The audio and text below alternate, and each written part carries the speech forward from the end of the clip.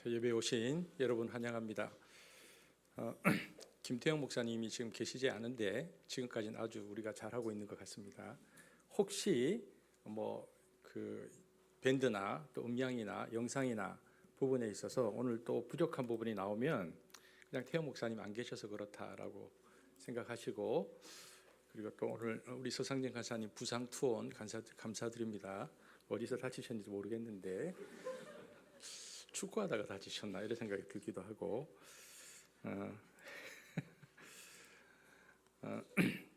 오늘 하나님께서 우리에게 주신 또 말씀들을 좀 기대하고 또 예배 드렸으면 좋겠습니다. 제가 다시 한번 기도하겠습니다. 하나님 아버지, 감사합니다. 이 시간 주님께서 저희를 사랑하셔서 주님의 예배 드릴 수 있는 마음 주신 것을 감사합니다. 주님을 사랑할 수 있고 주님의 은혜를 구할 수 있고 주님 앞에 나올 수 있고 기도하고 간구할 수 있는 것도 주님이 주신 힘으로 가능하다라고 생각되어집니다. 우리에게 이렇게 여호와를 섬길 힘을 주신 것 감사드립니다. 그 힘으로 오늘 예배를 드립니다. 예배 중에도 계속해서 성령 안에서 주님께 집중할 수 있는 거룩한 힘을 우리 영혼과 마음속에 이 아침에도 한결같이 부어 주옵소서. 특별히 이 시간에는 말씀을 듣는 시간입니다. 옛 구약 이스라엘 백성의 시내산에서 모세를 통하여 전파되는 말씀을 마음에 깊이 새긴 것처럼 저희들도 이 아침에 주님의 음성을 들을 수 있도록 도와주옵소서. 우리 마음판에 말씀을 새기는 축복을 주옵소서. 예수님 이름으로 기도드립니다. 아멘. 지난 주간이었죠. 지난 주간 10월 31일은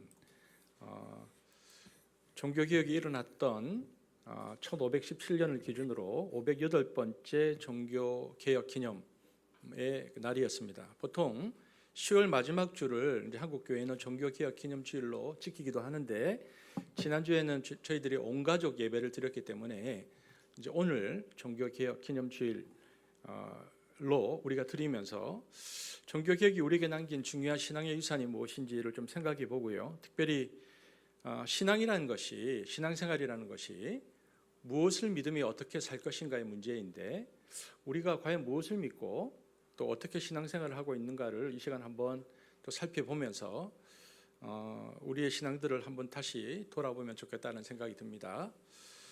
1517년 10월 31일은 종교개혁이 시작된 해입니다. 508번째라고 말씀드렸는데, 루터가 95개조 논제를 비텐베르크 성당에 내거는 것으로 개혁이 시작되었습니다. 이번 루터의 종교개혁은 수많은 의미들이 있습니다. 예를 들어서 이신칭의 이야기, 또 면죄부 반대 이야기 등 수많은 주제들이 있는데, 그중 만인 제사장론이라는 파급력이 강한 이슈가 있었습니다. 풀어서 쓰면 만인, 모든 사람이 제사장이 될 수 있다라는 이론입니다. 만인 제사장. 구체적으로 얘기하면 예수 안 믿는 사람들, 그러니까 여기서 만인이라는 것이 예수 안 믿는 사람들을 포함하는 말은 아니고 그리스도를 믿는 모든 사람들 중에 평신도와 성직자 모두를 포함하여 그 모두가 사제가 될 수 있다라는 이론입니다. 그래서 전신자 사제론이라고 일반적으로 말합니다. 이 구절의 근거가 오늘 본문이죠. 한번 같이 읽어볼까요? 전신자 사제론의 근거가 되는 본문인데 함께 읽겠습니다. 시작. 너희는 택하신 족속이요 왕같은 제사장들이요. 그런데 보십시오. 그런데 너희는 택하신 족속이고 왕같은 제사장들이라 그랬습니다. 그런데 이런 구절이 실제로 부각되어서 강조되기 시작된 것은 마틴 루터 때부터였고요. 그 이전까지는, 그러니까 1500년 동안은 이 개념이 별로 중요하지 않았습니다. 그러니까 우리가 실제로 이 만인 제사장론을 받아들인 것은 실제로 500년 정도밖에 되지 않았다는 것입니다. 쉽게 말하면 이렇습니다. 구약에는 제사장이 있었습니다. 구약의 제사장은 하나님과 우리 사이를 중재하는 사람입니다. 인간은 태어날 때부터 원죄를 가지고 태어났고요. 살면서 수많은 죄, 큰 죄, 작은 죄를 짓습니다. 그 죄를 구약시대의 그 누구도 스스로 해결할 수 없습니다. 우리가 개인적으로 하나님께 나갈 수 없고 개인적으로도 기도할 수 없고 그 죄의 문제를 해결할 방법이 구약시대의 사람들에게는 전혀 없었습니다. 어떻게 해야 하는가?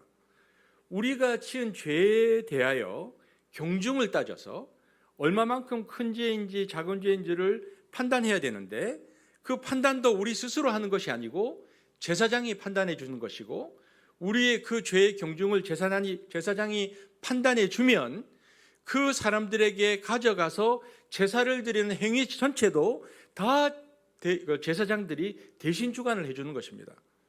그러므로 우리의 죄가 하나님 앞에서 용서를 받고 하나님과 개인적인 관계를 회복하고 하나님께 용서를 받는 모든 행위는 우리 스스로 할 수 있는 것이 없고, 누구를 통해서만 가능한가? 제사장을 통해서만 가능했습니다. 그러니 우리는 하나님과 직접적으로 소통할 수 있는 길이 구약 시대에는 전혀 없었습니다. 그런데 그리스도께서 하나님의 어린 양으로 오셔서 십자가에 달려 돌아가심으로 완전한 희생 제사를 이루셨습니다.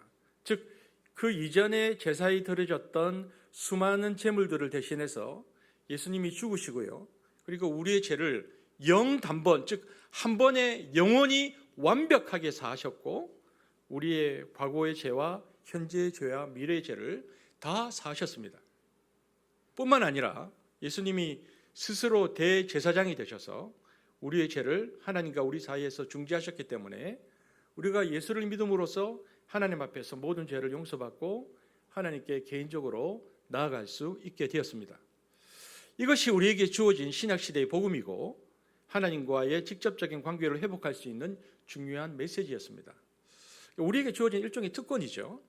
지금 우리는 이것을 너무나 상식적으로 다 알고 있고 그리고 그렇게 믿고 있습니다. 그런데 이것이 우리가 믿고 있는 지금의 우리의 이 믿음의 체계가 실제로는 1500년까지는 일반 교회에서, 소위 말하는 캐톨릭 교회에서 제대로 적용되지 않았습니다. 1500년 동안은. 우리가 알고 있는 이 믿음의 상식들이 무슨 이야기입니까? 우리가 만인 제사장이라는 단어를 쓰는데 제사장에 해당하는 단어가 영어로 priest입니다. 그러니까 제사장인데 이 단어가 구약 시대에는 제사장이라고 번역되지만 신약 시대, 교회 시대로 오면 이것이 뭐로 번역되냐면 사제라는 단어로 번역이 됩니다. 그러니까 구약의 제사장과 신약 시대의 사제가 동일한 겁니다. 그러니 어떤 얘기냐면 신약 시대에 오면 사제라는, 구약에는 제사장이 있었는데 신약 시대로 넘어오면 사제라는 존재가 교회에 있으면서 구약 시대의 제사장의 역할을 대신하는, 그것이 1500년 동안 지속되었다는 것입니다. 캐톨릭 교회에서는 실제로 루터가 이 개혁을 시작하기 이전에 만인 제사장이라는 이 이론을 정립하기 이전에는 실제로 구약에서 일어난 일들과 똑같은 일들을 1500년 동안 계속해서 캐톨릭 교회에서 행해왔습니다. 그러니까 이런 거죠. 1517년 종교개혁 이전까지는 신자는 스스로 하나님 앞에 나아갈 수 없는 겁니다. 캐톨릭 교회 신자들 같은 경우에는 개인적으로 죄를 지을 때 하나님 앞에 개인적으로 나아가 기도함으로 죄 용서 받는 게 아닙니다. 여러분, 개인적으로 죄를 지으면은 그 죄를 지을 때마다 구체적으로 하는 유명한 행위 하나가 있습니다. 그게 뭡니까? 우리가 잘 아는 고해 성사입니다. 나중에 이제 혹시 하늘이는 고해 성사를 해본 적이 있는지 모르겠는데 해봤지. 캐톨릭에서 신앙생활을 했으니까. 왜 고해 성사를 합니까? 원칙적으로 하나님 앞에 개인적으로 설 수 없기 때문에 중간에 어떤 매개체를 두는 거죠.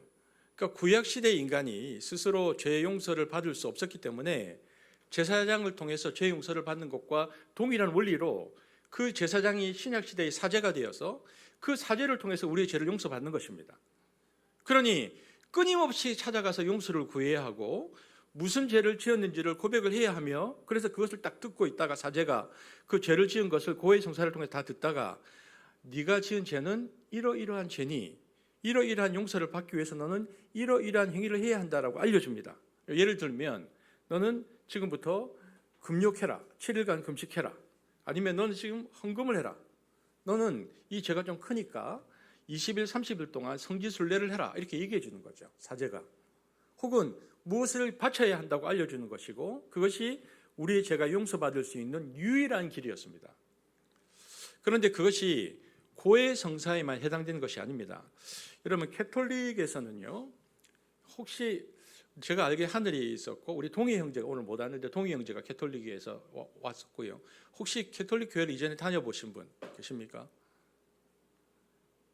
순수한 개신교인들만 모이셨군요. 여기 캐톨릭에서는요, 고해 성사를 포함해서 소위 칠성례라는 게 있습니다. 7가지 성례인데요. 여러분, 우리 개신교회에는 2가지 성례만 있습니다. 뭡니까? 우리 개신교회에서 그 성스러운 예식이라고 하는 건 2가지입니다. 뭡니까? 하나는 세례, 또 하나는 성찬, 2가지입니다. 개신교회는 2가지밖에 없는데 캐톨릭에는 7가지의 성스러운 예식에서 칠성례라는 게 있습니다. 그리고 중요한 것은요, 우리가 결정적으로 다른 것은 우리는 이 2가지 세례와 성찬이라는 이 성례가 신앙의 외형적인 표지입니다.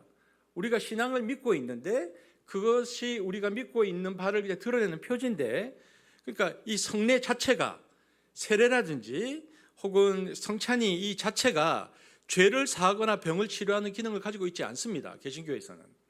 하지만 로마 가톨릭 교회의 사제가 집행하는 모든 성례는, 7가지 성례는 구원과 직접적으로 관련이 있습니다. 가톨릭 교회는 이 중세기를 거치면서 1500년을 거치면서 7가지 성례를 만들어냈습니다. 첫 번째가 뭐냐면은 영세인데요. 우리 세례하고 똑같은 겁니다. 로마 가톨릭 교회는 세례를 칭의의 수단으로 봅니다. 그러니까 칭의, 세례를 받아야, 영세를 받아야 의롭게 된다라는 교리를 가지고 있습니다. 그러니까 세례 그 자체가 죄를 씻어주고, 사제가 집례하는 세례를 통해서 죄에서 해방되고 하나님의 자녀로 새롭게 태어나고, 그때 비로소 교회와 한 몸을 이룬다라는 것입니다. 그래서 개신교에서 캐톨릭으로 가시는 분들이 계시고요, 캐톨릭에서 개신교로 오시는 분이 있는데, 캐톨릭에서 개신교로 올 때는 이렇게 인터뷰를 해본 다음에 그 영세를 개신교에서 세례로 받는 경우가 있는데, 개신교회에서 세례를 받았다가 캐톨릭으로 간 경우에는 개신교의 세례를 캐톨릭에서 인정을 잘 하지 않습니다. 왜냐하면 그 의미가 다르기 때문이죠. 그러나 우리는 세례를 이렇게 이해하지 않습니다. 세례는 구원의 능력을 스스로 갖고 있는 행위가 아닙니다. 제가 누군가에게 세례를 줄 때 이 세례를 받아야지만 이 구원을 받는 게 아니라는 겁니다. 우리가 세례를 받는 것은 신앙을 고백하는 외형적 표징이고요, 그리스도 안에 내가 속했다는 것을 드러내는 상징일 뿐입니다. 죄를 씻고 구원을 이루는 것은 세례라는 행위가 아니고 오직 예수 그리스도의 십자가와 부활을 믿는 믿음에 있다. 우리가 믿는 세례는 그것이죠. 그러나 캐톨릭은 영세 자체가 구원의 중요한 도구, 통로로 보는 거죠. 2번째는 성찬입니다. 캐톨릭에서는 이것을 성찬 성사라고 하는데, 여러분, 가톨릭 교회가 이제 우리도 빵과 포도주를 나누잖아요, 세례 때. 근데 빵과 포도주가 미사 중에 사제가 기도를 해요. 사제의 축성 기도를 거치면 빵과 포도주의 본질이 실제로 예수 그리스도의 피와 몸으로 변한다고 지금도 믿습니다, 예배 시간에. 그래서 이걸 실체 변화라고 하는데, 겉모습은 빵과 포도주 그대로 있는데 사제가 기도하면 그 실체가 변해서 그 안에 계신 분은 실제로 부활하신 예수 그리스도라고 믿기 때문에 성체, 그러니까 예수님의 몸으로 변한 빵을 굉장히 중요하게 공경합니다. 굉장히 중요한 거죠. 그래서 캐톨릭의 성찬은요, 신부만이 빵과 포도주를 성체로 만들 권한이 있다고 믿기 때문에 성찬의 집전도 오직 사제만 합니다. 그래서 여러분 보십시오. 만약에 우리가 오늘 이제 성찬을 하는 날인데 여기 빵과 포도주가 있어요. 근데 이 빵이, 포도주가 실제로 예수님의 피와 몸으로 변한다고 하면 이것을 먹을 때 자세가 어떻게 될까요? 그래서 캐톨릭 신자들은 이 성체를 영하기 전에 금식하는 습관이 있습니다. 왜냐하면은 지금 예수님의 몸이 내 안에 들어오는데 내 안에 더러운 것을 가지고 있으면 안 되잖아요. 이미 성체에 대한 존경과, 그러니까 영성체, 그러니까 성체를 모시는 행위를 합당하게 준비하기 위한 것인데, 그래서 가톨릭 교회는 현재 영성체 최소 1시간 동안은 모든 음식물과 음료수를 먹지 않도록 규정하고 있습니다. 안 먹어요. 그러니까 예수님이 내 몸 안에 들어오는데 이렇게 커피하고 믹싱되면 안 되잖아요. 그러니까 거리를 두는 거죠. 이를 공복제라고 부르는데, 그만큼 우리가 성찬을 대하는 자세와 그들이 매주 성찬을 대하는 자세는 다릅니다. 그래서 우리 개신교는 성찬이 예수님의 희생을 기념하는 상징적인 예식이라고 생각하지만은, 빵과 포도주도 상징에 불과하다고 생각하지만, 캐톨릭은 미사를 드릴 때 그것이 실제로 변한다라고 생각하는 거죠. 3번째는 견진성사라고 해서요, 우리가 유아 때 받은 세례를 재확인하는 예식이 뭐죠? 입교죠. 입교하고 똑같은 게 있습니다. 견진성사라는 게 있고, 네 번째 이제 우리가 좀 살펴볼 것인데 고해성사가 있습니다. 캐톨릭은 마태복음 16장 19절 이러죠. 여기 혹시 있습니까? 없으면 제가 읽겠습니다. 예수님께서 가이사랴 빌립보에서 베드로에게 하신 말씀인데, 내가 너에게 하늘나라의 열쇠를 주겠다. 내가 무엇이든지 땅에서 매면 하늘에서 매일 것이고 내가 무엇이든지 땅에서 풀면 하늘에도 풀릴 것이다 등은 성경 구절을 근거로 예수 그리스도께서 이제 첫 번째 교황을 사도 베드로로 보는데, 예수 그리스도께서 사도들, 교회의 주교와 사제들에게 이렇게 죄를 용서하는 고난을 실제로 위임했다고 믿습니다. 이 성경 구절을 그런 의미로 본다면은, 그래서 제가 이제 우리 설교를 준비하면서 이렇게 보는데요, 여러분 캐톨릭을 윤리적인 관점에서 보면 굉장히 쉬운 윤리입니다. 캐톨릭은 왜냐하면은 우리 개신교에 없는 개념들이 좀 있어요. 고해성사도 있고 연옥이라는 것도 있잖아요. 근데 죄의 문제는 고해성사로 해결하고 죽은 다음에 문제는 연옥이라는 문제를 통해서 해결했는데, 고해성사와 연옥이라는 개념을 통해서 죄와 영생의 문제를 어떤 인간의 노력과 인간의 행위를 통해서 가능한 단계들을 만들어 놓고 종교성을 통해서 문제들을 해결해 나가는 방식입니다. 그러니까 눈에 보이는 방식이죠. 이것은 굉장히 유용하고 개인에게도 유익이 되는 지표가 된다는 점에 있어서는 특별히 측정 가능하기에 현실과 쉽게 타협할 수 있습니다. 그래서 이 단계를 거치고 이 단계를 거치면 내 신앙이 어디쯤 있는지 보게 되어지고, 그래서 그냥 우리가 구구단 외우듯이 이렇게 이 단계를 거쳐가면 내 신앙의 여정이 어디 있다를 확인하는 거죠. 그러나 이것은 뭐와 비슷하냐면은 굉장히 훌륭한 의사를 내가 찾아가서 그 의사가 내게 내린 처방, 그러니까 그게 성경과 예수 그리스도인데, 그걸 따르기보다는 자신이 선호하는 방식 있잖아요. 이 쉬운 윤리를 내가 따라가는 것과 비슷한 겁니다. 그러니까 그리스도인의 행동 방침을 판단하는 첫 번째 기준은 그것이 실용적인가가 아니고 옳은가여야 합니다. 여기에서 옳음은 그것이 성경적인가 하는 문제이죠. 개신교는 인간의 모든 죄는 예수 그리스도의 십자가에서의 죽음과 부활을 통해서 완전히 대속되었다고 믿습니다. 이 대속은 모든 죄를 과거, 현재, 미래를 통틀어서 십자가의 단번이 영원히 이루신 사건이고, 이는 어떤 인간의 행위나 종교적 의식을 통해서 보충될 수 없다고 믿습니다. 개신교는. 그런데 캐톨릭에서는 그렇지 않다. 이러이러한 단계들을 거쳐야 구원에 이른다라고 얘기하고 있는 것이죠. 그러니까 이것이 우리와 다른 점입니다. 이제 조금 있으면 우리 하늘이하고 영민이 결혼하는데, 캐톨릭은 우리는 그냥 결혼을 하잖아요. 캐톨릭은 캐톨릭의 7가지 성례 중에서 결혼도 결혼성사라고 해서 중요한 성례입니다. 로마 가톨릭 교회 신자들의 결혼은 사제 앞에서만 할 수 있습니다. 사제는 왜냐하면 왜 그렇게 해야 되냐면, 사제는 그리스도와 기독교 공동체의 대표자로서 공적 증인이고 사제만이 필요한 결혼 문서를 작성할 수 있고 결혼을 축복할 수 있습니다. 왜냐하면 사제는 하나님의 사역을 위한 하나님의 협력자고 하나님을 대신해서 복을 주는 사람입니다. 그러나 여러분, 저는 개신교 프로테스탄트 목사잖아요. 저 같은 경우에 저는 개신교 목사이기 때문에 개신교 목사는 복을 빌어주는 자이지 복을 주는 자가 아닙니다. 저는 복을 빌어주지 저에게서 복이 나가지 않습니다. 그러나 캐톨릭은 직접 복을 주는 사람이기 때문에 사제가 그 앞에서 결혼을 시작할 때 고백을 하는 거죠. 그리고 이제 우리가 안수를 받을 때, 저는 이제 2000년도에 안수를 받았는데, 우리는 이제 안수를 받는데 그것을 캐톨릭에서는 성품 성사라고 하는데요. 교황, 추기경, 대주교, 주교, 사제, 서품 등의 예식입니다. 그리고 이제 우리에게 없는 마지막 7번째 예식이 뭐냐면은 종부성사라고 해서 임박한 죽음을 앞두고 사제가 죽은 자의 영혼을 하나님께 의탁하는 교회 의식이 있습니다. 종부성사인데, 생전에 마지막으로 치러지는 의식이라고 이때부터 이제 기름 부음 예식이라고 하는데, 1972년에 제2차 바티칸 공회에서 이것을 이름을 바꿨는데 병자성사로 바꿨죠. 그리고 기름을 붓는다 그래서 종유 예식이라고 하는데, 임종 직전에 사제가 가서 기름을 가지고 신체에 5군데를 바릅니다. 눈, 코, 입, 귀, 손발에 바르는데, 왜냐하면 이것을 통해서 죄가 들어왔다고 믿기 때문이죠. 그러니까 종부성사는 교회 이름으로 생전에 저지른 모든 죄를 사해주는 예식입니다. 마지막 그렇게 하는 거죠. 자, 여러분, 제가 7가지를 왜 설명했을까요? 말하자면 뭐 어떤 거냐면, 요람 태어났을 때부터 무덤까지, 그러니까 요람에서 무덤까지 구원의 모든 과정을 가톨릭은 교회가 관할합니다. 태어날 때부터 죽을 때까지. 태어날 때부터 어린아이들은 원죄를 가지고 태어나기 때문에 그 원죄 문제를 해결하기 위해서는 반드시 교회로 들어와야 하고, 그것이 유아 세례라는 가장 중요한 절차고, 죽을 때도 여전히 죄인이기 때문에 정부 성사를 반드시 거쳐야 구원받는다, 이렇게 되어 있습니다. 그러니까 교회 안에 있어야지만이 구원을 받습니다.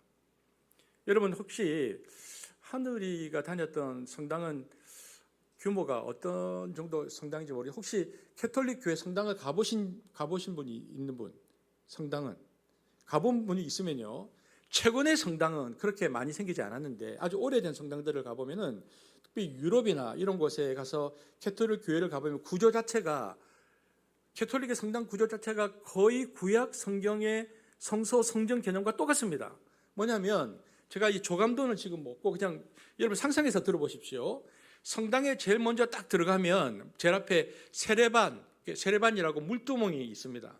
뭐냐면, 이는 사람이 교회에 들어오자마자 첫 번째로 죄 씻음을 받는 세례를 상기시킵니다. 그래서 여기서 죄를 씻어야 된다. 유아 세례의 전통도 여기서 비롯돼서 마치 인간이 태어나자마자 교회의 품에 안겨서 죄 사함을 받는 상징적인 행위입니다. 그 다음에 딱 들어가면 세례반이 있고요. 그 다음에 딱 들어가면 우리처럼 이 회중들이 앉는 회중석이 위치하는데, 이것은 신앙 공동체로서 살아가는 삶을 살아가는 신자들을 의미하는 공간이죠. 그 앞에 이제 우리로 따지면 이 강대상인데 사제가 서서 미사를 집전하는 곳이 있습니다. 사제가 딱 서는 그런 제대인데, 이곳에서 희생 제사의 의미인 미사가 이루어지고 그리스도의 희생을 현재적으로 기념을 하는데, 제가 있으면 우리 뒤에는 아무것도 없잖아요. 제 뒤에는. 근데 캐톨릭에는 이 제대 뒤쪽 공간을 뭐라고 부르냐면 여기를 성소라고 부르거든요. 여기는 소위 말하는 평신도들은 접근 못하고 오직 사제만 출입할 수 있습니다. 성소는 사제가 성찬을 집전하는 거룩한 공간으로 구약의 성막에서 제사장이 출입하던 공간과 아주 비슷하게 이해됩니다. 그리고 이 성소 안쪽 곳에는 감실이라고 해가지고 다시 뒤쪽으로 들어가면 성체를 모시는 작은 공간, 보통 금속으로 된 작은 상자 형태가 있는데, 이곳에 보면 축성된 성체가 보관되고 교회에서 가장 신성한 공간인데 사제조차도 잘 못 들어갑니다. 그럼 구약에 뭐하고 비슷합니까? 지성소하고 비슷합니다. 신의 임재를 상징합니다. 제가 이걸 좀 잘 아는 이유가, 제가 군에서 3년 동안 있었던 보직이 3개 종파 군종병이어가지고 제가 법당에서 잠을 자고 교회에서 새벽 예배 드리고 성당에서 식사하고 그랬거든요. 3년 동안. 제가 그래가지고 캐톨릭 신학교 신학생들, 또 거기에 있는 신부님들, 또 법사님들 지나서 제가 그 상황을 좀 압니다. 다른 사람들보다. 왜냐하면 3년 동안 생활을 같이 했기 때문에.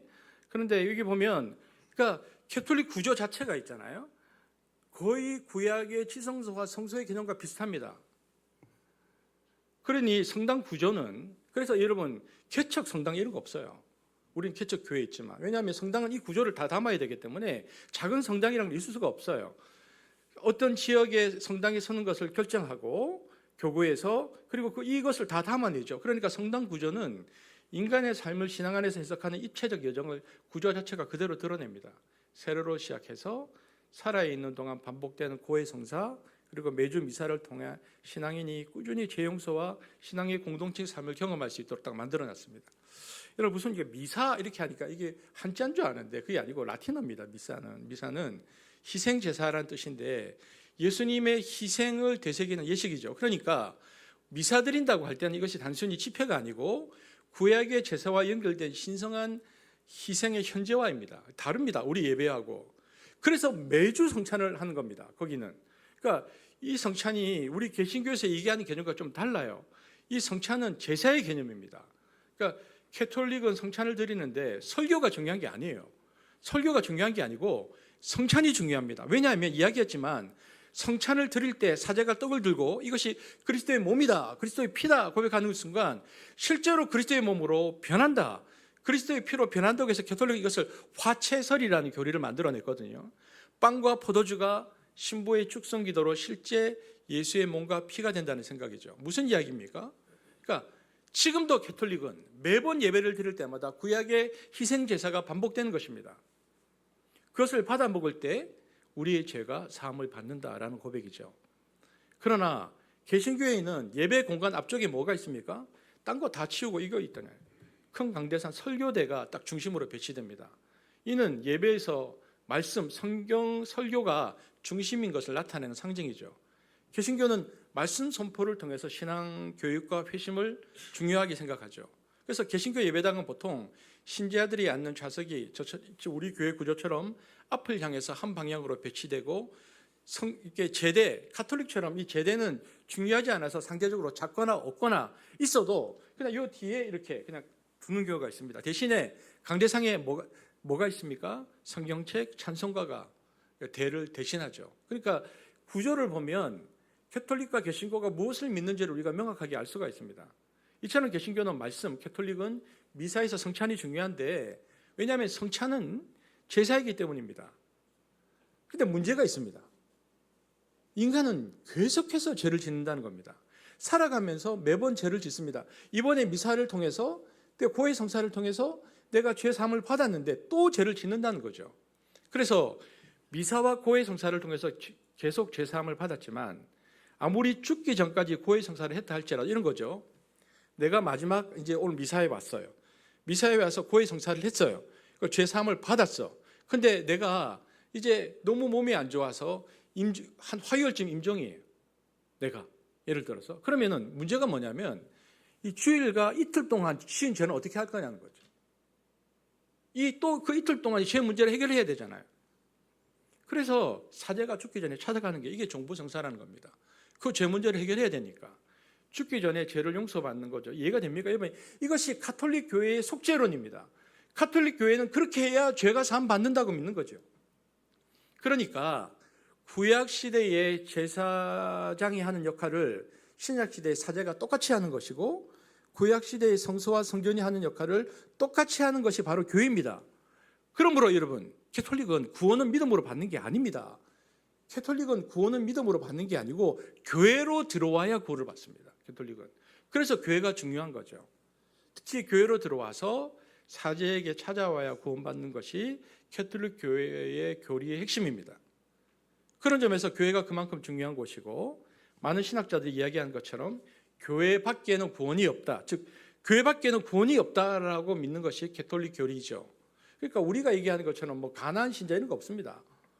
무슨 신자입니까? 교회를 떠났는데 가나안 신자가 그것은 믿지 않는 겁니다. 그러면 여러분 이 코로나 때 명확하게 드러났죠. 우리 교회가 코로나 때 2년 동안 예배 못 드렸잖아요. 여기서 저 혼자서 영상 녹화를 했는데 우리는 그걸 예배라고 하잖아요. 캐톨릭 입장에서는 그것은 미사가 아니죠. 왜냐하면은 코로나 같은 특별한 상황에서 보십시오. 왜냐하면 예배를 드리려고 하면 미사를 드리려고 하면 우리는 말씀이 중요하니까 설교 영상을 통해서 나가면 되지만 캐톨릭 같은 경우에는 이게 제사의 개념이면 제사장이 있어야 되잖아요. 제사장은 사제잖아요. 신부님이 계셔야 하고 신부님을 통해서 매번 성찬 예식을 해야 하는데 못했잖아요. 그럼 예배가 성립되지 않는 겁니다. 그건 예배가 아닙니다. 그때도 너무 이제 교황청에서 그냥 허용을 해줬기 때문에 캐톨릭에서도 영상으로 미사를 드리게 했지만 그러나 사제가 없고 공동체가 모이지 않는 상태에서의 미사는 성립되지 않는 게 신학적 원칙입니다. 그러니까 우리는 예배를 드렸다고 하지만 그들은 미사를 드린 게 아닙니다. 다른 거죠. 우리하고 개념 자체가. 요한복음 1장 47절에서 48절 한번 읽어볼까요? 이 부분을 좀 우리가 정돈을 하고 갑시다. 종교개혁에 대한 기념이니까 우리가 뭘 믿는지를 정돈하는 거니까 시작.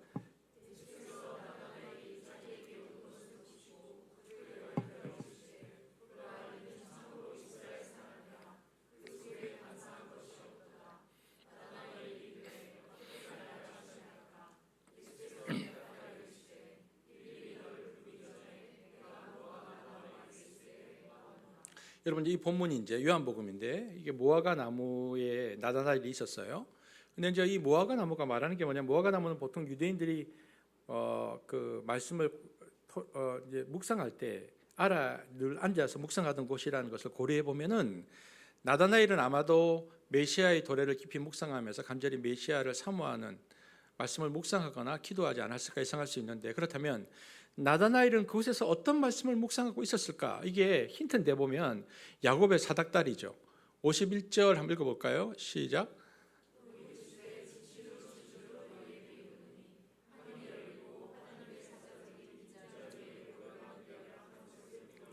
그러니까 짐작해 볼 수 있는 것은 나다나엘이 무화과 나무 밑에서 구약의 말씀을 묵상하고 있었는데 그 말씀이 야곱의 사닥다리 본문을 묵상하고 있었던 것 같아요.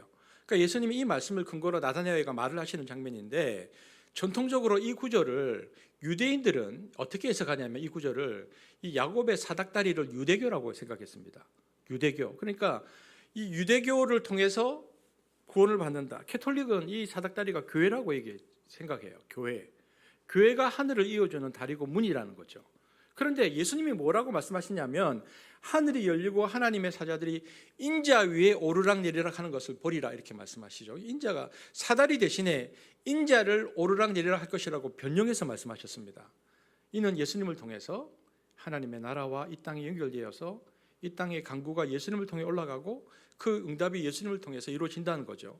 또 하나님의 나라가 예수님을 통하여 임하게 되는 것을 목격하게 된다는 위대한 선포입니다. 여러분, 이게 개신교의 구원론입니다. 개신교는 이것을 믿는 것입니다. 그러니까 구원은 교회를 통해서가 아니고, 개신교는 예수님을 믿음으로 구원받는다. 이게 개신교의 구원론이죠. 그러니까 저와 여러분 예배를 드리는데 제가 캐톨릭 신부가 안 된 이유도 거기에 있죠. 그러니까 저는 개신교 목사로서 교회를 통해서가 아니고 예수님을 믿음으로 구원받는다는 것을 믿는 사람이죠.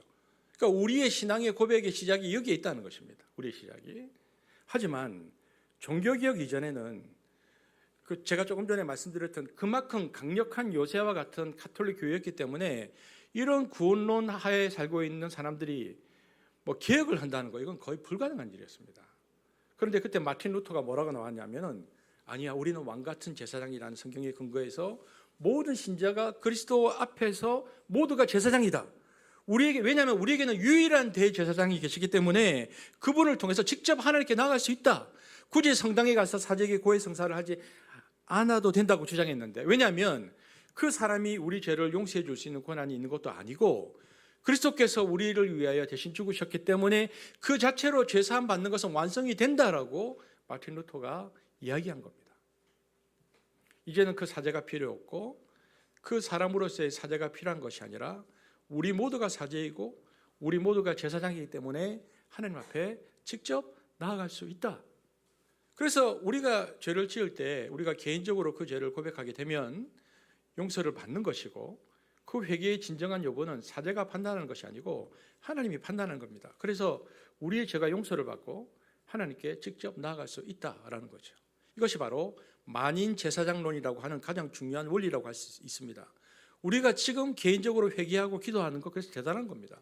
여러분, 만약에 우리가 중세시대처럼 캐톨릭 교리를 믿고 있으면 여러분 저한테 와서 고해성사해야 돼요. 받는 죄가 부담스러워서 못 견딥니다. 못할 것 같아요. 여러분, 그러니까 우리가 개인적으로 회개하고 기도하는 거, 이게 굉장히 대단한 겁니다. 이게 1500년 동안 이루어지지 않았던 거예요. 그런데 우리가 그것을 믿고 지금 우리가 그 행위를 하는 거죠. 우리 신앙의 행위죠. 그런데 우리가, 이건 구원론의 측면에서 제가 설명했는데, 구원론의 측면에서만 만인 제사장론 또는 전신자 사제론이 제공되는 게 아닙니다. 무슨 이야기냐면, 구약 시대나 가톨릭 시대 같은 경우에 사제가 그만큼 절대적인 존재였기 때문에 하나님 앞에 나가서 개인적으로 용서를 받는 차원에서만 끝나는 것이 아니고, 결국 어떻게 귀결되냐면 하나님의 말씀을 중지하고 대언하는 특별한 존재로서의 사제이기 때문에 이 사람들만이 그러므로 성경을 읽을 수 있다. 그러니까 인지의 점에는 못하는 거죠. 이제. 저만 하는 거죠. 그럼 못합니다. 교리적으로 하면 안 돼. 그때는. 그러니까 구약시대 말고 신약시대의 루터와 같은 종교개혁자들이 모국어로, 예를 들면 독일어나 영어로 번역하기 이전에는 성경엔 실제로 라틴어밖에 없었습니다. 그리고 사람들은 무슨 말인지 못 알아듣는 거죠. 라틴어만 성경을 읽고 번역을 해서 설교도 라틴어로 했거든요. 아무도 못 알아듣습니다. 아무도. 그러니까 결국 무슨 일이 발생할까요? 들을 수 없고 이해할 수 없으니까 시각적인 요소가 발전하는 거죠. 눈에 보이는 예배. 그래서 제가 이번에 추석 때 설교를 한번 했는데, 스테인드 글라스라든지 성상, 이런 것들이 핵심 요소가 됩니다. 그럴 수밖에 없는 시대입니다. 그러니까 이게 라틴어로 하니까 무슨 말인지 아무도 못 알아듣고 눈에 보이는 상징물들을 쭉 갖다 놨는데, 그런데 종교개혁이 일어나고 나서 가장 먼저 루터가 중요하게 생각했던 것은, 아니야, 모두가 하나님의 말씀을 들어야지 성경 번역입니다. 루터가 종교개혁을 하자마자 이신칭의와 소위 만인 제사장론을 선포한 이후에 가장 먼저 했던 것이 성경을 모국어 독일어로 번역한 겁니다. 아무도 읽지 못하고 아무도 이해하지 못하는 성경이 도대체 무슨 의미가 있는가 생각한 거죠. 그러므로 우리 모두가 하나님 앞에 직접 하나님을 만날 수 있는 제사장 같은 존재라고 한다면, 그러면 사제들만 읽을 수 있는 라틴어로 읽을 게 아니라 우리 모든 사람들이 다 읽을 수 있는 현지어로 성경을 번역해야 한다. 이렇게 해서 루터가 독일어로 성경을 번역합니다. 이것이 현대 독일어의 시작이라고 할 수 있습니다. 그런 점에서 사도행전 2장에 나오는 난곳방언이라는 말이 있는데 중요합니다.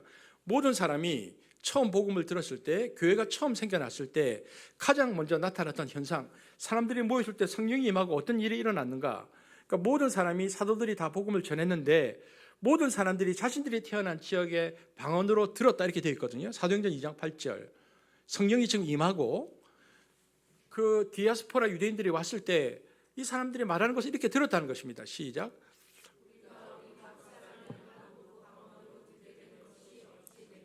전 세계 각지에 흩어져 있던 유대인들이 왔는데 자기들 귀에 자기들 나라 말로 들리는 겁니다. 그러니까 이것이 선교의 시작이고 교회의 시작으로 보는 이유입니다. 말하자면 종교개혁은 그런 역사를 다시 회복한 역사라고 할 수 있습니다. 왜냐하면 모두가 자기의 모국어로 들을 수 있어야 한다. 성경을 그런 거죠. 그리고 여기에서 그래서 뭐 한 가지 이제 좀 적용하면, 그래서 우리 지금 성경 읽고 이렇게 성경을 읽고 보는 것 중요한 거거든요. 우리 성경 열심히 읽읍시다. 열심히. 그리고 여기에서 이제 연장선상으로 연결되는 건 찬송도 마찬가지입니다. 여러분, 찬송도 마찬가지인데 찬송이라는 것도 역시나 교회에서 모든 예배를 주관하잖아요. 심지어 하나님 앞에 개인적으로 나아가려고 하나님 말씀을 읽을 수 있는 것도 사제들에게만 주어진 특권이었다 한다면, 마찬가지로 찬송을 부르는 것도 우리 일반 신자들이나 평신도들에게는 불가능한 일이었습니다. 그러면 그 이전에, 종교개혁 이전에는 찬송을 어떻게 불렀는가? 소위 성가대라고 말하는 독특한 조직이 있습니다. 찬양대라고 부르기도 하고, 여러분이 아는 그 성가대 맞습니다. 그래서 원래 종교개혁에는 성가대가 폐지되는 게 원래 종교개혁의 원리였어요. 왜 그랬습니까? 성가대는 찬송을 부를 수 있는 사람이 따로 있다는 의미잖아요. 그거 없애자. 왜 그랬냐 하는 거죠.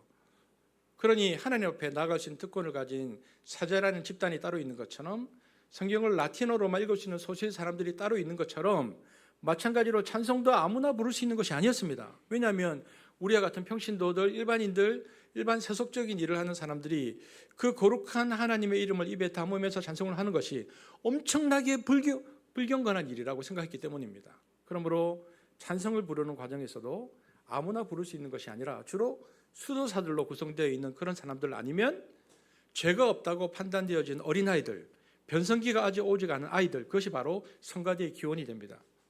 그러니 찬송은 아무나 부를 수 있는 것이 아니고, 예배에는 찬송을 부르는 사람들도 소위 사도들이나 수도사와 같은 특별한 사람들, 그런 훈련을 받은 사람들만이 성가대 안에 설 수 있었고, 그 사람들이 부를 찬송을 일반인들은 그냥 앉아서 듣는 겁니다. 왜일까요? 부를 수 있는 자격이 없어요. 일반 사람들은. 심지어 그 찬송마저도 라틴어로 불러서 못 알아듣습니다. 역시 이것이 바로 500년 전, 소위 말하는 종교개혁 이전의 예배의 상황이었습니다. 그런데 루터가 만인 제사장용으로 구원론에 있어서 개혁을 한 것처럼, 그리고 성경 언어에서의 번역을 통해서 모두가 스스로 성경을 읽을 수 있는 길을 연 것처럼, 이 연장선상에서 엄청나게 한 개혁 중 하나가 찬송의 개혁입니다. 이것이 바로 뭘까요? 뭐의 시작일까요? 회중 찬송의 시작입니다. 모두가 찬송을 함께 부를 수 있는 것, 그때 시작되었습니다. 왜? 우리 모두가 제사장이므로 우리 모두가 개인적으로 하나님 앞에 나갈 수 있기 때문에, 당연히 성경을 하나님 앞에서 스스로 읽을 수 있는 것과 마찬가지로 우리가 예배를 드릴 때 찬송도 우리 모두가 하나님 앞에 자유롭게 부를 수 있다. 그렇게 된 거죠.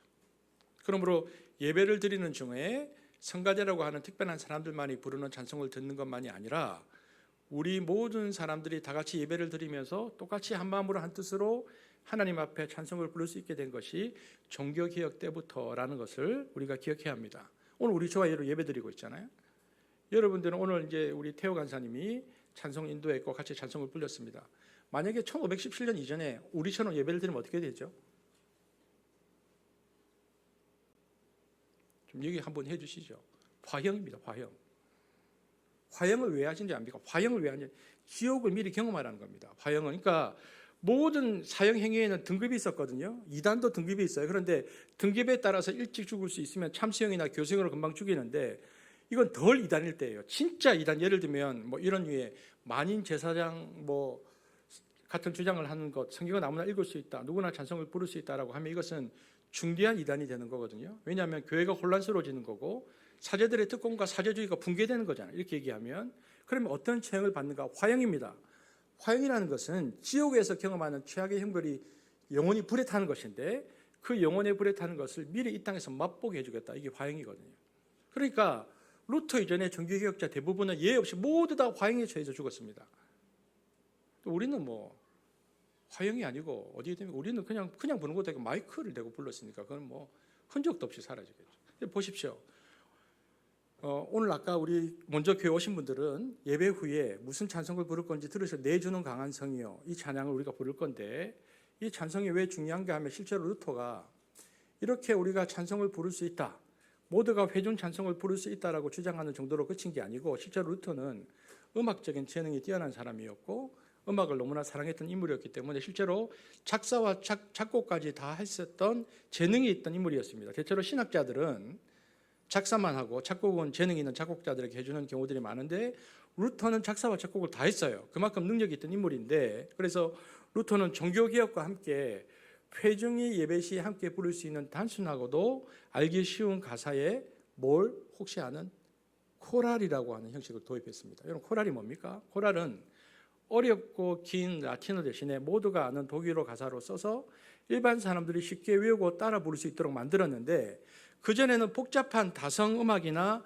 화려한 합창이 아니고 이전처럼 단순한 한 줄 단성으로 모든 사람이 함께 노래를 부를 수 있도록 만든 거죠. 곡을 사제 중심, 찬양대 중심 라틴어 가사의 다성음악을 화성이 붙지 않고 반주 없이도 재창할 수 있는 단성 음악으로 보급해서 언제 어디서나 쉽게 재창할 수 있게 하도록 대중화했습니다. 이 코랄이죠. 마틴 루터가 찬송가를 여러 개 썼는데 가장 루터가 썼던 찬송 중에 가장 유명한 것이 내주는 강한 성이요입니다. 마틴 루터가 36곡의 곡을 썼는데 유일하게 마틴 루터의 곡 중에 한국 찬송가에 실린 것은 이 곡입니다. 가사를 보면 이렇게 되어 있습니다. 내주는 강한 성이요 방패와 병기 되시니 큰 환난에서 우리를 구하여 내시리로다. 루터는 이것이 우리 오늘 본문 시편 46편에서 영감을 얻어서 이 곡을 작사 작곡하고 하나님을 피난처로 삼음으로 영적인 전쟁터와 같았던 중세 사회를 새롭게 했습니다. 오늘 저와 여러분 읽었던 본문 시편 64편은 배경이 뭐냐면은 예루살렘 성이 적들에게 이렇게 함락될 위기에 써 있었는데 하나님의 도우심으로 구원받았다. 이제 그런 시거든요.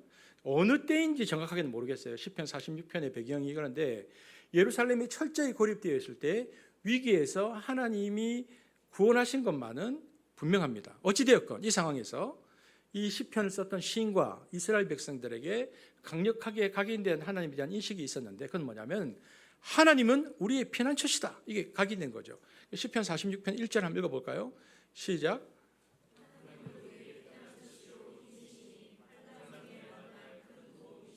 7절도 한번 같이 읽어보겠습니다. 시작.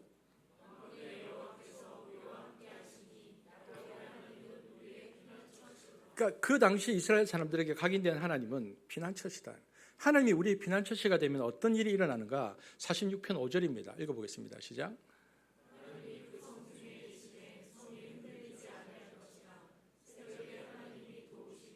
여기서 성이라고 되어 있는데 성은 물론 예루살렘입니다.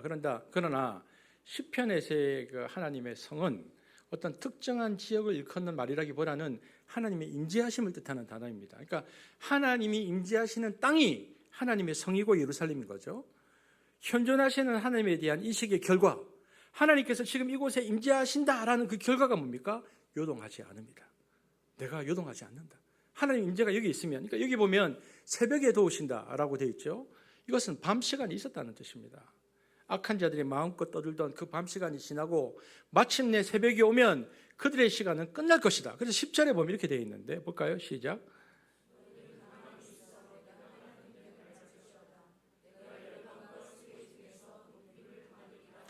여기에서 가만히 있으라는 말은 아무 일도 하지 말라는 말이 아닙니다. 오로지 하나님께 마음을 집중하고 마음의 풍랑을 가라앉히라. 그러니까 역사를 자기 손아귀에 넣고 쥐락펴락하는 이들의 시도가 헛될 것이다. 왜냐하면 46편 1절에 하나님은 우리의 피난처시오 힘이시고 환난 중에 만날 큰 도움이시기 때문이다. 이렇게 되어 있는 거죠. 여러분 그 9.11 테러 10주년을 맞아서 세계 무역센터 건물이 무너진 현장이 그라운드 제로에서 열린 추도식에서 당시 오바마 미국 대통령은 추도사로 다른 말을 하지 않고 시편 46편을 읽고 단성을 내려갔습니다. 그러면 피난처 되시는 하나님으로 인해서 9.11의 상처와 전쟁과 분쟁을 이기자는 의미였습니다. 한국말로 이렇게 되어 있죠. 내 주는 강한 성이요라고 되어 있지만 영어로는 포트리스. 원래 영어나 외국어로 되어 있는 찬송을 한국어로 번역할 때는 한국식 어법에 맞춰서 수정을 하는데 정확한 번역은 요새입니다. 그러니까 시편 18편 한번 읽어볼까요? 시작. 요새라는 말이 더 정확한 번역입니다. 사무엘하 22장 2절 시작. 여러분 보십시오. 반석 요새가 나오잖아요. 폭발물이나 강력한 차감기가 없던 고대 세계에서 반석은 견고함을 상징하는 단위였습니다. 그 반석 위에 혹은 바위가 둘러싼 곳에 요새를 짓죠. 그러므로 이스라엘 사람들에게 요새의 의미는 구체적인 삶의 정황과 역사 속에서 온전하고 완전히 신뢰할 수 있는 안전한 피난처인 하나님을 상징했습니다. 루터는 강한 요새는 우리 하나님이시다. 이렇게 고백한 거죠. 우리가 가진 찬송가에는 이것이 1529년에 작곡되어 있다고 되어 있습니다. 근데 정확하게는 알 수가 없어요. 아마 1527년에서 1529년 혹은 그 이후 한 30년 어간에 작사와 작곡이 되었을 것이라고 일반적으로 얘기하는데 크게 이 찬송에 대해서는 네 가지 설이 있는데 첫 번째는 뭐냐면 1517년에 종교개혁이 일어났는데 1521년에 여러분 이것은 종교개혁의 역사에서 중요한 것들이니까 좀 여러분 상식적으로 알고 계시면 좋은데 보름슨 회의라는 게 있습니다. 보름슨 회의 1521년에 마틴 루터가 보름슨 회의 행진할 때 루터와 그 제자들이 용감하게 불렀던 곡이다. 이런 설이 한 가지가 있습니다. 무슨 얘기냐면 1517년에 종교개혁이 일어났는데 거의 1년 동안에는 독일 내부에서만 이 종교개혁이 유통되다가 1520년쯤 되면 3년쯤 지나면 교황청이 이것을 심각한 문제로 받아들이기 시작합니다. 그래서 교황청이 압박을 넣으면서 루터를 일단 파문했어요. 너는 파문이야, 아니, 넌 죽었어, 이 이야기거든요. 파문당한다는 얘기는 조금 전 제가 얘기했던처럼 화형당한다는 이야기와 같습니다. 실제로 살아있는 동안에 화형시키기도 하고 너는 지옥 가는데 어디를 가느냐, 불구덩이에 간다 선언했죠. 교황청에서. 우리가 살펴본 것처럼 중세의 그런 정도의 구원론이라면 파문은 엄청난 형벌이 되는 겁니다. 그런데 그런 와중에 루터가 이 파문장을 불태워버려요. 그러니까 우리를 이야기하면 사역을 거부하는 거죠. 발로 차버리는 거죠. 그러자 이 시기에 교황청에서 명령을 내리는데 루터가 독일 사람이었거든요. 당시 독일은 신성 로마 제국이라는 제국에 속해 있었는데 신성 로마 제국 안에 있는 사제가 나쁜 죄를 지은 것이니까 너네들이 해결하라고 교황청에서 독일 황제를 압박했습니다. 그러자 황제가 보름스라는 독일의 한 도시에서 일종의 재판을 열면서 황제가 참여하고 독일에 있는 수많은 고위 성직자들 불러다가 재판을 한 게 보름슨 회의인데 당시 황제가 칼 5세인데 루터에게 얘기했죠. 내가 안전하게 네 안전을 보장해 주겠다. 오라 그랬는데 이게 믿을 게 못 되는 게 그 마틴 루터 바로 앞세대 종교개혁자 이안 후스나 윌리엄 틴텔 같은 사람들이 그 말 듣고 갔다가 그날 바로 잡혀서 화형시켜 버렸습니다. 그러니까 종교개혁자들은 그 앞에 자기 선배들이 그렇게 갔다가 죽었기 때문에 그런 전례가 있어서 루터의 친구들이 루터에게 절대로 가면 안 된다. 근데 루터가 이런 입장을 가지죠. 내가 살기 위해서 비굴하게 숨는 것보다 죽더라도 자신의 입장을 밝히겠다고 참석을 강행하면서 이렇게 말하죠. 보름스의 지붕 귀하장만큼이나 많은 마귀들이 자리를 잡고 있다고 해도 나는 그곳에 가겠다. 바로 이 재판으로 가는 길을 루터와 그의 제자들이 함께 행진하면서 부르기 위해서 만든 곡이 이 곡이라고 하는 설이 있습니다. 이처럼 보름스에 관련된 찬송의 설인데 멋진 설이죠. 나는 죽어도 좋다라고 행진하면서 가는 설이기 때문에 가장 멋있기는 한데 이거 너무 이런 식이기도 하고 아닐 확률이 좀 많습니다. 그런데 이제 대부분 설교를 이렇게 많이 하세요. 그런데 분위기상 저는 아닐 거라고 봅니다. 이거는 시기가 좀 안 맞아요. 두 번째 설은 1527년에 레온하르트 카이저라고 종교개혁자가 있었는데 이 동료 개혁자를 위해서 이제 만든 헌사라는 이야기가 있습니다. 가능성이 좀 있어요. 세 번째는 이제 중요한 회의인데 아우구스부르크 회의라고 있습니다. 이것은 당시 독일의 아우구스부르크라는 도시에서 독일의 군주들과 루터의 가르침을 수용한 사람들이 모여서 루터파를 인정하기 시작하고 루터파를 승인하고 아우스부르크 신앙고백서를 만들어냅니다. 그러니까 개신교 최초의 신앙고백서죠. 나중에 우리가 믿고 있는 웨스트민스터 신앙고백서는 그 뒤부터 113년 뒤에 나옵니다. 그러니까 바로 이 아우스부르크 회의에서 이 당시 문서를 만들면서 최초의 개신교 문서를 만들면서 캐톨릭과 개신교가 루터파의 주장이 뭐가 다른가를 만들면서 불렀던 찬송이었다는 설이 있습니다. 세 번째. 네 번째는 이 스파이어 의회라고요. 신성 로마 제국 안에서 루터를 지지하는 여러 군주들과 또 카톨릭 측이 와서 맞섰던 역사적 회의인데, 아까 말씀드렸지만 당시 이제 독일 황제가 칼 5세인데, 칼 5세는 1차 스파이어 의회에서는 어떻게 했냐면, 이 공의회가 소집될 때까지 각 제후는 자신들의 양심과 하나님에 대한 책임을 지고 자신의 영지에서 어떻게 행동할지 결정한다. 합의가 도출됩니다. 그러니까 무슨 얘기냐면, 그때까지는 그냥 너네들이 사는 동네에서 믿는 거 다 믿어라, 이렇게 한 겁니다. 왜 그렇게 얘기했냐면, 그때 오스만 제국이 유럽에서 침투해 오고 있었고 제국 전체가 군사적 위협에 있었고 서쪽에는 프랑스하고 싸우고 있어서 정신이 없어서, 그러니까 너희들 믿고 싶은 거 다 믿으라 한 거예요. 그런데 이제 그것이 어느 정도 회복이 되고 나서 3년 뒤에 2차 스파이어 회의를 모이면서 나라가 안정되니까 캐톨릭에 있는 사제들이 일어나서 그러면 안 되지, 우리가 캐톨릭의 나라인데 라고 해서, 아니 원래 캐톨릭으로 돌아가자라고 얘기했습니다. 캐톨릭 신앙을 회복시키기 위해서 개신교 제후들에게 압력을 가했더니 이전에 한시적으로 허락했던 종교적 자유를 박탈하려고 했죠. 이때 루터파 제후들과 일부 자유도시 대표들이 우리 믿음의 자유를 지켜달라고 강하게 반대했고, 이 입장을 공식 문서로 제출했는데, 이게 그러니까 이때 저항한 집단이라는 뜻으로 프로테스탄트가 나온 겁니다. 처음으로 나온 거죠. 그때 저항했다는 뜻입니다. 뭐 안 된다, 우리는 믿겠다. 이때 프로테스탄트 제후들과 신자들은 우리는 참된 신앙을 위해서 저항하겠다면서 신앙의 자유와 새 개신교 신앙을 지키라는 마음을 한 목소리로 드러냈습니다. 전해진 바에 따르면 이 회의에서 힘든 상황 속에서도 함께 불렀던 찬송이 바로 내주는 강한 성의와 같은 루터의 코랄이었다는 설이 있습니다. 아마도 저는 3번과 4번이 제일 신빙성이 있어 보입니다. 어찌되었든 중요한 것은 이 찬송이 그 이후에 수많은 개신교 신자들이나 목사들, 음악가들이 이런 종류의 새로운 찬송가들을 만들어내게 됩니다. 이전까지는 회정이 부를 수 없는 곡이었기 때문에 찬송이라는 것이 소위 교회의 승인하에서만 작곡될 수 있었는데, 그 이후부터는 누구나 다 그리스도 안에서 다 스스로 찬송을 부를 수 있고 하나님 앞에 나아갈 수 있는 특권이 생긴 겁니다. 그때부터 누구든지 재능이 있는 사람들은 찬송을 작사하고 작곡할 수 있게 된 것입니다. 그래서 매우 많은 곡들이 생겨나게 되는데, 그런 모든 곡들의 시조가 되는 것이 바로 이 곡이고, 그런 점에서 이 곡이 종교개혁의 대표적인 찬송으로 인정받습니다. 그 이후에는 어떻게 됐을까요? 그럼 찬송의 역사가 16세기, 17세기, 18세기에 오면 어떻게 될까요? 우리가 아는 그 유명한 작곡가들이 다 나오죠. 특히 독일 쪽에 있는 개신교 배경의 작곡가 중에 사실 유명한 분들이 있습니다. 누가 있을까요? 바하 같은 사람들.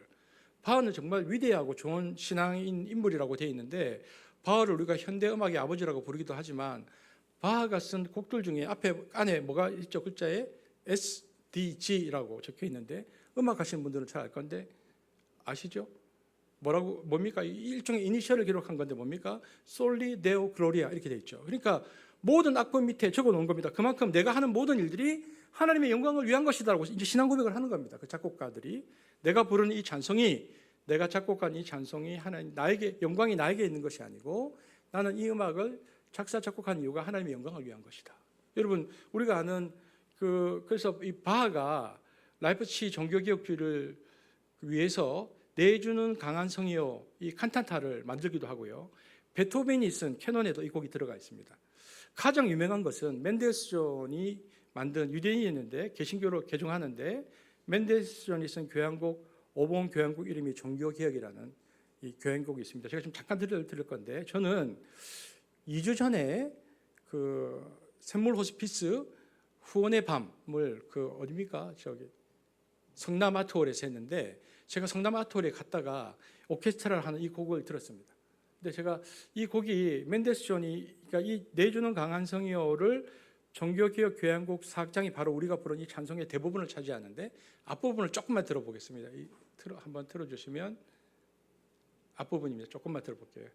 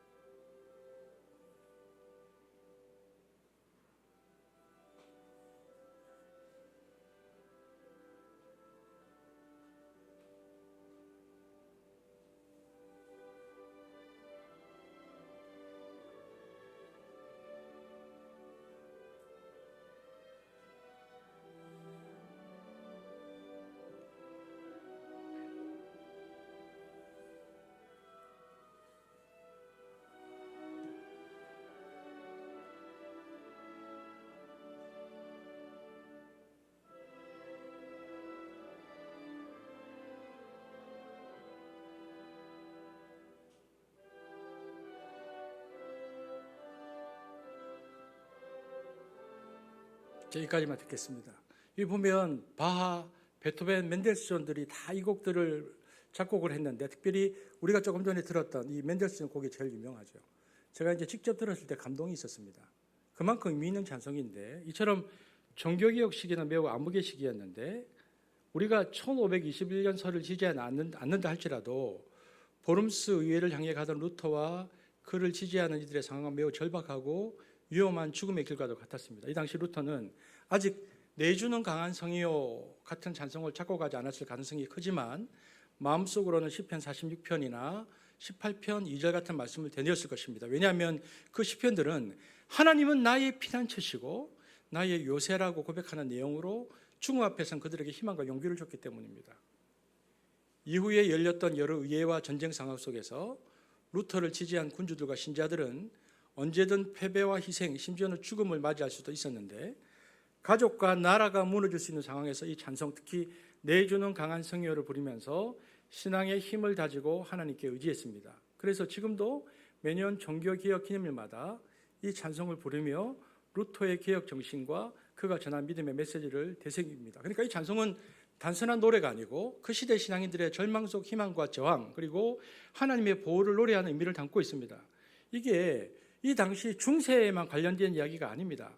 실제로 우리와도 관계가 있는 이야기인데 1940년입니다. 한국이 일본의 강점기 거의 막바지 다다랐을 때 일본이 1930년대 전쟁을 시작하잖아요.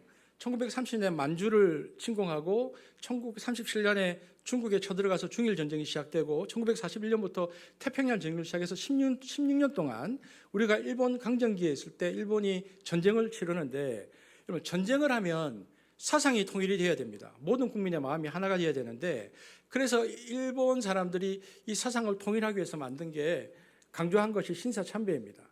신사참배는 일본의 전통 종교인 신도에 속한 의식으로 일본 신사라는 곳에가 참배하는 행위인데 신사는 일본 왕실의 조상이나 나라를 위해서 큰공 사람들을 모은 사당이죠.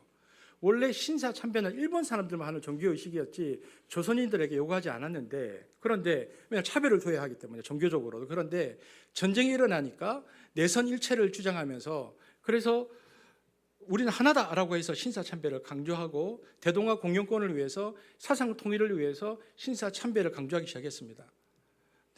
그런데 한국 교회가 처음에 다 거부하죠. 우상 숭배니까 반대했는데 하도 압박을 많이 하니까 먼저 학교들이 하나씩 무너집니다.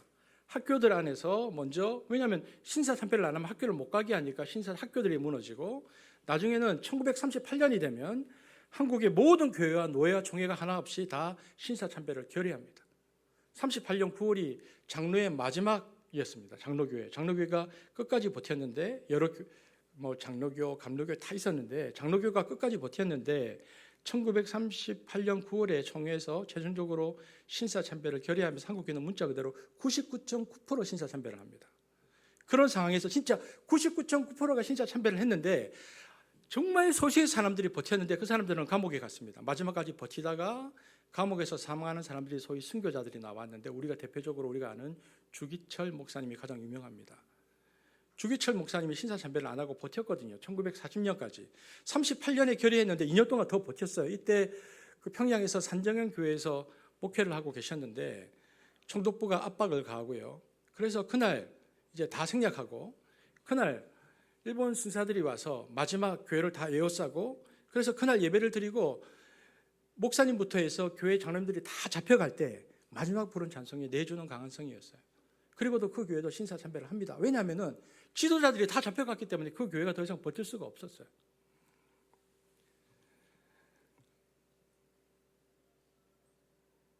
이것이 바로 주기철 목사님의 신앙이었는데 이 한국 교회가 이제 해방되고 신사참배 문제로 분열되고 일제강점기 때 신사참배 거부 운동을 앞장섰던 목회자들과 신앙인들이 중심이 되어서 1952년에 대한예수교 장로 그러니까 반대했던 사람들이 모여서 1952년에 만든 교단이 고신입니다. 제가 속해 있는 거죠.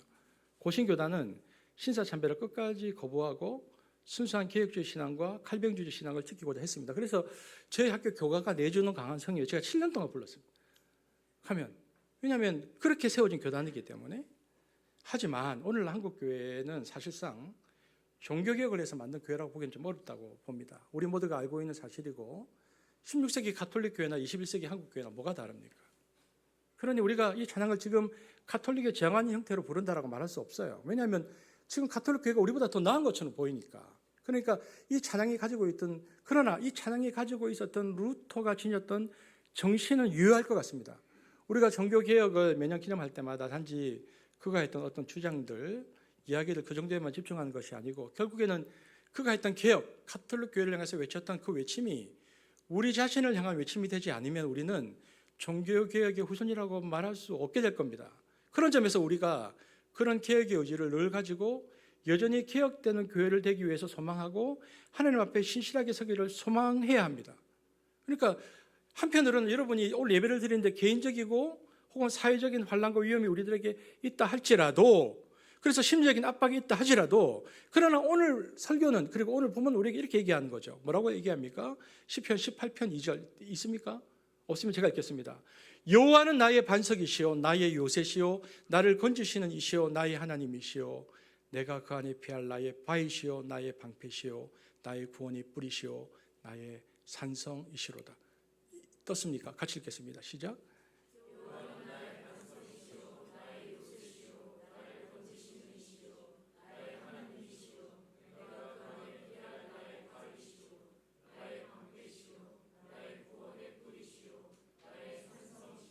너희가 여기로 피해오면 내가 너희에게 피할 곳을 주겠다라고 말씀하십니다.